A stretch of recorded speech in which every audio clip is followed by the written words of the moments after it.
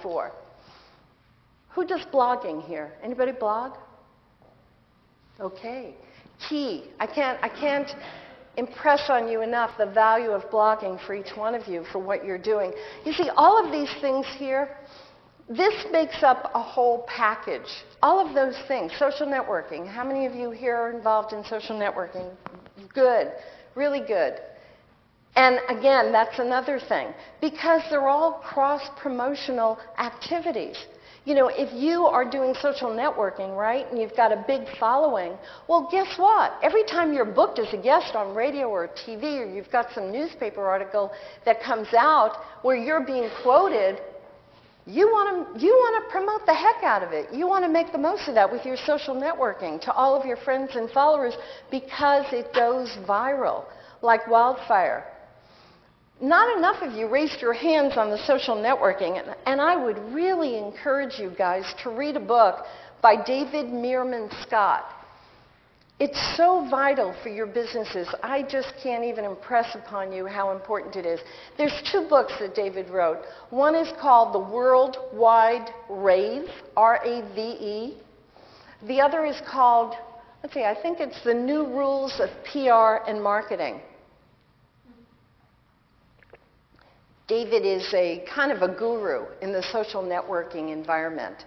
And when you read these books, they're very simple and they're easy to read, but it really gives you the concept of how to build your business. Because, I mean, I know all of you are here for a reason. You want to build your business, whether it's a business as a speaker, or maybe you're using your marketing your book as a marketing vehicle for a business as a financial planner or a lawyer or a doctor, whatever. You've got a book. You've got a reason that you wrote the book, you've got a passion, you've got a message, and you just don't want to lose out on the opportunities today. This is coming from a marketer because I used to do, you know, direct mail marketing. My God, we used to spend tens of thousands of dollars on direct mail marketing. You don't have to do that now if you know how to use social networking. And it blends it's PR. It's just online PR. So you really need to understand that. And you know, the other important point today that's a benefit to all of you is that today we really live in a celebrity world. We've got celebrity chefs, celebrity attorneys, celebrity bounty hunters, my God. Anybody watch Dog the Bounty Hunter? You know? Or Cesar the Dog Whisperer, celebrity dog trainers, you know what I mean? Celebrity real estate experts. Anybody ever watch the Today Show? Barbara Corcoran is the real estate expert. I keep telling Steve, you know, Steve, by the way, is my husband that's standing back there, my business partner also. I always say to Steve, you know, honey, if we're ever going to go buy any real estate in Manhattan, which of course I never would, but if I did, I'm going to buy it from Barbara Corcoran. Why? Because when I hear her on the show, this woman is filled with knowledge. And you get that. And that's what you all need to be doing with your book and your business because it really works. And like I said, the opportunity is here today because we do have that celebrity, expert celebrity. Look at Susie Orman. This is a woman who was a stockbroker. But she didn't want to just be a stockbroker. She wanted to be a speaker. She wanted to write books. And you all know the rest of the story. She wrote a book, she spoke, she has a radio show. Now she's got her TV show. She's a household name.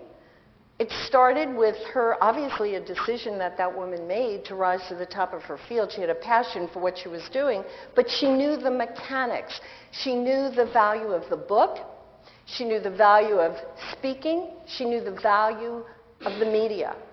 Rachel Ray, same thing. This is a woman, she was a clerk, a sales clerk in a gourmet food shop. And she was just hustling, trying to figure out how to sell more products. She went to the TV station, her local TV station, pitched them on the idea of doing a segment, a cooking segment, right? Where one of the manufacturers, you know, of the products that were in the store would bring in a cook, a chef, and do a little TV segment. So she pitched it. They said, yeah, let's do it. The only thing is, the chef never showed up. So there she was, doing the segment. And it was so good, they invited her back. And, you know, obviously, here's a woman who had some long, big game goals, you know. She wasn't, I don't think that woman would ever just be a sales clerk in a food store. So she then went and wrote a book. Her first publisher I know very well, Lake Isle Press. Then she went and wrote more books. You know the story. Then she was on Food Network. Now she's got her own TV show, another household names. Julia Child, we saw the movie. She loved two things, James and French cooking. We don't know which she loved more, but she did write a book, French cooking. Became a big media splash. And you know, that woman is pretty much responsible for the Food Network today. She really opened up that space. So, again, they all had this in common. They had a business model, they had a book, they understood the power of the media to get them where they needed to be. And that's where you're starting. You know, I have on there, what did they all have in common? A book, but they also had a passion, they had a big goal. And you know, it's funny because when I wrote the book and I came up with the title, Celebritize Yourself, some of the feedback I got from people was, yeah, but you know what, I don't want to be a celebrity. I just want to get my message out. And I realized that, you know, that's really true. But there's different levels of being a celebrity. I'm not talking the A-list celebrity, the movie star. I'm really talking about being the go-to guy in your field, the person everybody thinks of, you know, when they want to hire a speaker or they want to hire a lawyer or a doctor. That's really what I'm talking about, that expert celebrity status and how to get there. And you guys are all here because you realize the power of the book. It's so key for all of you. Getting published is, I call it an admission ticket to the media, because it really is. It opens the door to the media. And I'll be the first to tell you, you know, I've been doing this for 20 years. When I have a client with a book, I know I can do anything. I can accomplish almost anything, even if it's a novel. So the book really is your admission ticket. It opens the door. Now, there's all different kinds of media, right? We've got print, we've got radio, we've got TV. I want to kind of just walk through those a little bit, and then we'll get into kind of the tips. Because not every medium is right for everybody. I've had clients who just, they don't want to talk. They definitely don't want to talk. So print works really well. Because even when you're interviewed by the print media, you could do it in email. So it works. I have other clients who, they only want to talk. Well, guess what? Talk radio is the medium for them, because that's where you have your longer interviews. And then, of course, you know, TV is great for most people, but it's especially great when you have a product or a message or a service that's really visual. So we'll talk about each one of them. Print, I always think, is king, because it's tangible. If you're social networking, you send it out, you give it to your clients. If you're trying to book yourself as a speaker, and you've put together your package as your speaker package, and you've got articles and from newspapers and magazines where you're quoted as an expert, do you think that's going to have some bearing as to whether or not you're going to get hired? It is. I can tell you it is. So it's very valuable as a tangible thing. It's also, the other thing is, you know, let me give you a little tip right here, actually, on, do any of you write articles about your topic? I know most of you don't blog. You write articles. Good. Really important. Here, the media, particularly the print media, is really looking for content 24/7, mainly because of what we're all experiencing today.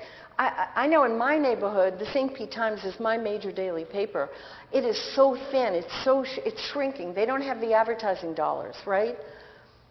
Seattle Times went under their traditional copy. A few of the major daily newspapers went under. They don't have the advertising revenues, but they've got their online publications, right? Well, what does that mean? That means they need really valuable content 24/7. They need lots of it. And that's where you come in, guys. Every single one of you, you've got a message. You should be writing articles that you can submit to the journalists online, to article banks online. Article banks go viral. Are all of you familiar with article banks? Okay, you know what you could do? You could Google article banks, right? Just Google it. You're going to get a list of different article banks. You need to write articles about your topic. How-to articles. They're phenomenal. The media loves it. So if you're writing articles, Google article banks. You'll come up with a whole bunch of them. An article bank is a place where people go to get articles for their websites to post. So like we use articletrader.com, I think, is one of the ones we use that you should definitely check into. You submit your article to them. Then they distribute it to the various sites. They post it on their website. So if somebody is doing research about your topic, your article will show up. Not to mention, guys, when it's also going to show up on anybody Googles your name. You're going to have all these articles that are posted that people are going to see. And let's face it, today, before anybody does anything, they're Googling first. So you want to have a lot of things come up in your name that establish your credibility. So that's why online print is wonderful, and I highly recommend that you do tips articles, because that's how you're going to get picked up more, because you're providing information for their readers. The other medium that I love, talk radio. Why do I love it? Because exactly those reasons. The demographics. You've got your listeners are primarily 35 to 64. They're split, half female, half male.